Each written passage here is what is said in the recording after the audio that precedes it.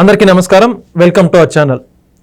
జగన్ మీద ఏదైతే కేసులు ఉన్నాయో వాటన్నిటికి సంబంధించి నిన్నటి రోజున సుప్రీంకోర్టులో ధర్మాసనం అయితే దానికి సంబంధించి విచారణ త్వరితగతిన పూర్తి చేయండి అని చెప్పేసి ఒక ప్రత్యేక ఫాస్ట్ ట్రాక్ కోర్టులు కూడా ఏర్పాటు చేయాలని, రోజువారీ విచారణ సాధ్యమైన త్వరగా చేపట్టాలని చెప్పడం ఏదైతే జస్టిస్ సంజయ్ ఖన్నా గారి నేతృత్వంలో తీర్పు ఇవ్వడం అయితే జరిగింది.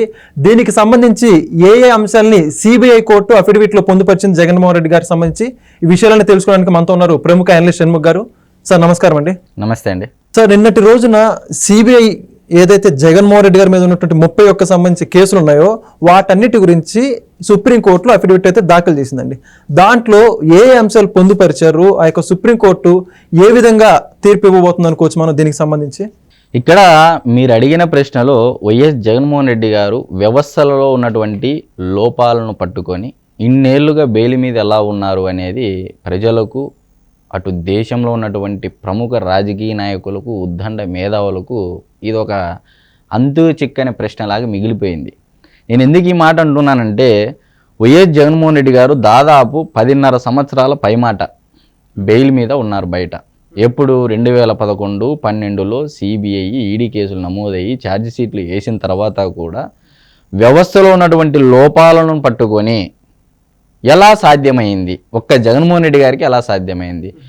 లులు ప్రసాద్ యాదవ్ని జైల్లో వేశారు, జయలలిత గారిని వేశారు, శశికళ గారిని వేశారు, మొత్తం ఎలాంటి వాళ్ళనైనా కూడా జైలుకు పంపించారు. కానీ జగన్మోహన్ రెడ్డి గారిని మటుకు కనీసం కోర్టు విచారణకు కూడా రాని పరిస్థితి.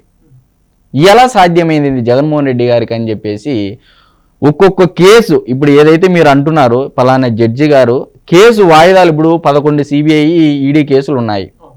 ఒక్కొక్క కేసుకు వాయిదాలు చూసుకుంటే 400, 300, 283 ఈ విధంగా ఉన్నాయి వాయిదాలు. 11 కేసులు ఒక్కొక్క కేసుకు. అసలు ఏంది ఇన్ని వాయిదాలు ఏంది అని జడ్జి కూడా విస్మయం వ్యక్తం చేసిన పరిస్థితి, ఆగ్రహం వ్యక్తం చేసిన పరిస్థితి, అసంతృప్తి వ్యక్తం చేసిన పరిస్థితి. మరి ఇటువంటి పరిస్థితుల్లో జగన్మోహన్ రెడ్డి గారు ఒకవైపు ఏమో వైనాట్ 175 నుంచి వైనాట్ ప్రతిపక్ష హోదా అనే కాటికి వచ్చిన సందర్భము, ఒకవైపు ప్రతిపక్ష హోదా వస్తేనే ఢిల్లీ నేతల అపాయింట్మెంట్లు దొరుకుతాయని చెప్పేసి ఒక చిన్నపాటి ఆశతో, ఒక చిన్నపాటి కోరికతో జగన్మోహన్ రెడ్డి గారు బెంగళూరు వేదికగా వ్యూహరచన చేసుకుంటున్నారు. ఒకవైపు ఏమో రఘురామకృష్ణరాజు గారు ఎప్పుడో 2 నెలల క్రితం వేసిన కేసుకు ఇప్పుడు విచారణకు రావడము, సపరేట్ న్యాయవాదిని పెట్టేసి, ఒక కోర్టుని పెట్టేసి, ట్రాక్ కోర్టు పెట్టేసి, ఒక న్యాయవాదిని పెట్టేసి విచారించండి అని చెప్పేసి జడ్జి గారు చెప్పడం జరిగింది. అంటే ఇది దేనికి సంకేతం? నిజంగా భారతదేశము ప్రజాస్వామ్య దేశం అంటారు. ప్రపంచంలో ఉన్నటువంటి అన్ని దేశాల కన్నా భారతదేశ రాజ్యాంగం చాలా గొప్పదని అంటారు. మరి ఇంత రాజ్యాంగం గొప్పదైనప్పుడు, న్యాయ వ్యవస్థ గొప్పదైనప్పుడు, న్యాయ వ్యవస్థ ఏమంటుంది? సిబిఐ మీద చూపిస్తుంది. సిబిఐ సరైన వాదన చేయట్లేదు అని చెప్పేసి న్యాయస్థానం ఏమో సిబిఐ మీద దోసేస్తుంది. ఇంత లోపల ఏం జరుగుతుంది? ఈ డిశ్చార్జ్ పిటిషన్లు, ఈ కేసులో నుంచి మమ్మల్ని బయటికి వేసేయండి, మాకు ఈ కేసుకు సంబంధం లేని చెప్పేసి డిశ్చార్జ్ పిటిషన్లు వస్తాయి. ఒకవైపు ఏమో న్యాయస్థానం సిబిఐ ఏమంటుంది? కోర్టు ప్రతిసారి విచారణ పూర్తి అవుతుంది, తీరా తీర్పు వెలువరించే సమయానికి జడ్జీలు మారిపోతారని చెప్పేసి సిబిఐ అంటా ఉంది. ఎక్కడ లోపం ఉంది?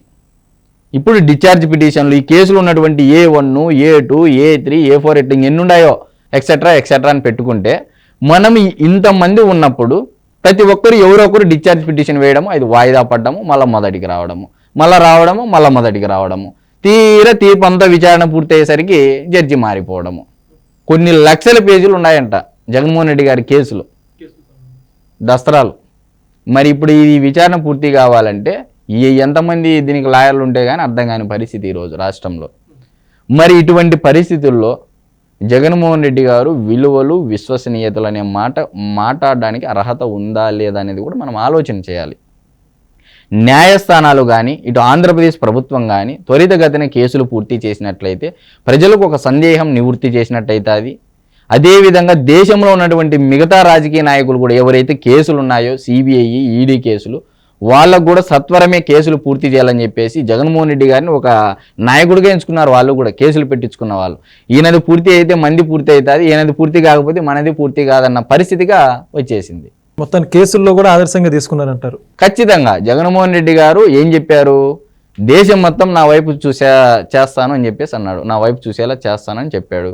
అది ఏదైనా సరే, అది కేసు అయినా, సిబిఐ అయినా, ఈడీ అయినా, సిఐడి అయినా, అటు బటన్ నొక్కడమైనా, బటన్ లాగడమైనా, ఏదైనా సరే నా తర్వాతనే అన్న చందంగా ఉంది పరిస్థితి. ఇక్కడ ఇంకోటి ఏంటంటే అండి, గతంలో జగన్మోహన్ రెడ్డి గారు అధికారంలో లేనప్పుడు 2019 ముందు అనేక సార్లు జడ్జిలకు సంబంధించి కావచ్చు, న్యాయ వ్యవస్థని దూషించిన పరిస్థితి. నేడు అదే జగన్మోహన్ రెడ్డి గారు ఈరోజు కోర్టులు విచారణకు వెళ్ళబోతా ఉందంటే ఇది దేనికి సంకేతాలు ఇవ్వబోతుంది? ఈ విషయాలన్నా కన్సిడర్ చేయవచ్చా జడ్జీలు? జస్టిస్ ఎన్వి రమణ గారు మీ అందరికీ సుపరిచితమే. మన తెలుగు ప్రముఖ సుప్రీంకోర్టు మాజీ జడ్జి ఆయన, ప్రధాన న్యాయమూర్తి, మన తెలుగువాడిగా మనకు గర్వకారణం.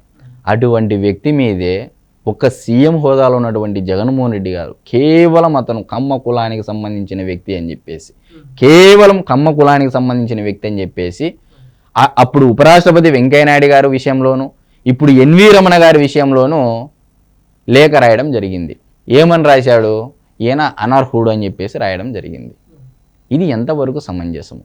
ఒక న్యాయవాదిని, ఒక సుప్రీంకోర్టు ప్రధాన న్యాయమూర్తి కావాల్సిన వాడి మీదే నువ్వు లేఖలు రాస్తా ఉన్నావంటే మరి ముఖ్యమంత్రిగా నీకు ఏం అర్హత ఉందని చెప్పేసి ఈ పొద్దు న్యాయస్థానం వాళ్ళ నిర్లక్ష్యత వల్లే కదా ఈరోజు ఒక న్యాయస్థానాన్ని కూడా ప్రశ్నించే వరకు వచ్చింది. అంటే సుప్రీం ఏంది? భారతదేశ ప్రజాస్వామ్యంలో సుప్రీం ఏంది? న్యాయస్థానము. మరి న్యాయస్థానం తర్వాతనే ఏ వ్యవస్థ అయినా.